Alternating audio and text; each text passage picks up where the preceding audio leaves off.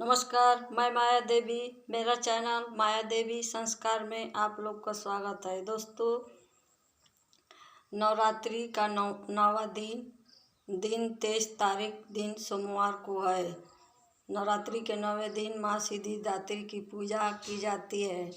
माँ सिद्धिदात्री की पूजन अर्चन करते हुए माँ सिद्धिदात्री को हम हलवा पूड़ी और चना का भोग लगाएं और भोग लगाते हुए हम पूजन करते हुए हमें बैगनी रंग के कपड़े पहनकर माँ सिद्धिदात्री को पूजन करनी है। माँ सिद्धिदात्री को पूजन करने के बाद हम लोग हवन भी करते हैं। हवन में हमें दो गलती नहीं करनी चाहिए। हमें हवन करते हुए हमें पहले घी का हवन देना चाहिए, उसके बाद हमें आहुति देनी चाहिए। आहुति जो लकड़ी का बना हुआ मार्केट में मिलता है वो हम ले सकते हैं।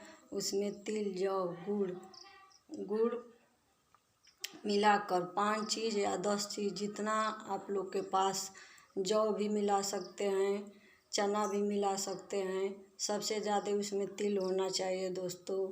जो आपके पास हो, पूड़ी, हलवा, नारियल, इन सभी चीज़ों को हमें आहुति देनी चाहिए। आहुति में हमें लकड़ी वाला आहुति जो मिलता है उसे सबसे पहले घी का आहुति दे। घी का 5 बार आहुति देते हुए उसके बाद लकड़ी वाला जो तिल मिला हुआ आहुति होता है उसको दें। और उसको देते हुए हमें जितने देवी देवता का नाम याद आता है सभी देवी देवताओं का नाम लेते हुए हमें आहुति देनी है। उसके बाद आहुति में पूड़ी, हलवा और चना और नारियल का भी हम आहुति दे सकते हैं। 9वें दिन हम 3:30 बजे के बाद दशमी लगा हुआ है। 3:30 बजे तक हम आहुति हवन कर सकते हैं। हवन करते हुए हमें 2 गलतियां नहीं करनी चाहिए दोस्तों। बहुत सारे लोग जाने अनजाने में 2 गलतियां कर देते हैं। 2 गलतियां करने से हमें आहुति का पूजा का पूरा फल नहीं मिलता है, शुभ नहीं होता है। आहुति देने के बाद, हवन करने के बाद हमें जिस थाली में हवन रखते हैं उसे पूरा साफ से थाली को उलट कर आहुति में नहीं डालनी चाहिए। और उसके बाद अपने हाथों को झाड़ कर आहुति नहीं देनी चाहिए। हाथों में लगा हुआ होता है क्योंकि आहुति में घी मिला हुआ होता है। तो आहुति में घी मिला हुआ आहुति हाथों में सट जाता है, तो बहुत सारे लोग जाने अनजाने में उसको साफ से अग्नि में झाड़ देते हैं, हाथों को और थाली को। ऐसा नहीं करना चाहिए दोस्तों, नहीं तो आहुति का पूरा फल, हवन का पूरा फल नहीं मिलेगा, पूजा का पूरा फल नहीं मिलेगा। ऐसा गलती मत करें, ध्यान से करें।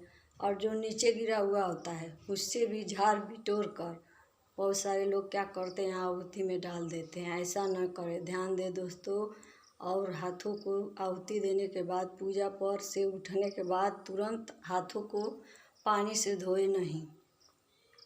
यह होता है आहुति का नियम, जिससे हमें माँ सिद्धिदात्री का पूरा फल मिलता है। माँ सिद्धिदात्री बहुत प्रसन्न होती है और 9वें दिन हमें जो मनोकामना करनी है वह जरूर करें। माँ सिद्धिदात्री को आपके पुत्र की लंबी उम्र के लिए, चाहे या आपके पुत्र नहीं है तो पुत्र प्राप्ति के लिए, जो भी है, शादी, कन्याएं शादी के लिए भी कर सकती है कि हे माँ, हम इस साल हमारी मनोकामना मैं जो कर रही हूँ पूरा करें। मैं अगले नवरात्रि तक भी आपका इसी तरह पूजन, हवन, अर्चना करूँगी। और कन्या पूजन में हमें पूजन करने के बाद हमें खोइछा भी डाल सकते हैं। खोइछा में हमें जिस तरह अपने बेटी का विदाई करते हैं उसी तरह हमें खोइछा डालनी है। खोइछा में हमें पीला कपड़ा या लाल कपड़ा, आधा मीटर आपके पास है तो वो भी ले सकते हैं। उसमें रंगा हुआ चावल, दूब, हल्दी, पैसा और श्रृंगार की 5 चीज़ें, चूड़ी, बिंदी, सिंदूर, मेहंदी, आप 5 चीज़ें ज़रूर रख सकते हैं अगर आपके पास देने की श्रद्धा हो। इसी तरह माँ को एक कपड़े में ये सब चीज़ें रख कर आप माँ को खोइछा डाल सकते हैं। खोइछा आप घर पर भी डाल सकते हैं या मेले में जाकर या किसी मंदिर में जाकर। और खोइछा भरने के बाद पूजा आहुति पूरा करने के बाद आप कन्या पूजन भी कर सकते हैं। कन्या पूजन में माँ को कन्या पूजन के लिए पहले निमंत्रण दे और निमंत्रण देने के बाद उनके मनपसंद भोजन बनाए और भोजन तब जाके कन्या को अपने घर बुलाए, आसन पर ज़रूर बैठाएं। आसन पर बैठा कर तब जाके कन्या को पैर को धोए और पैर में आलता नाखून पालिश जो भी है आपके पास श्रृंगार पूरा श्रृंगार करें कन्याओं को और तब जाके चुनरी ओढ़ाएं और चुनरी ओढ़ा के माँ से तब जाके उसके बाद भोजन परसे कन्या को खिलाएं। नवरात्रि का पूरा फल कन्या पूजन के ही बहुत शुभ माना जाता है। कन्या पूजन जरूर करें, आपके पास श्रद्धा है तो दोस्तों कन्या पूजन जरूर करनी चाहिए, तभी हमारी नौ माता का पूजन पूरा होता है। अब बहुत सारे लोग कहते हैं कि जो लोग नौ दिनों का व्रत करेंगे वही लोग कन्या पूजन करेंगे। ऐसा नहीं है दोस्तों, आप लोग 9 दिनों का व्रत नहीं करेंगे तभी कन्या पूजन कर सकते हैं। नहीं कलश स्थापना कर पाए हैं तभी कन्या पूजन कर सकते हैं। ऐसा ही नवरात्रि व्रत का नियम है। बहुत सारे लोग जाने अनजाने में ऐसा करते हैं दोस्तों, पर ऐसा नहीं है।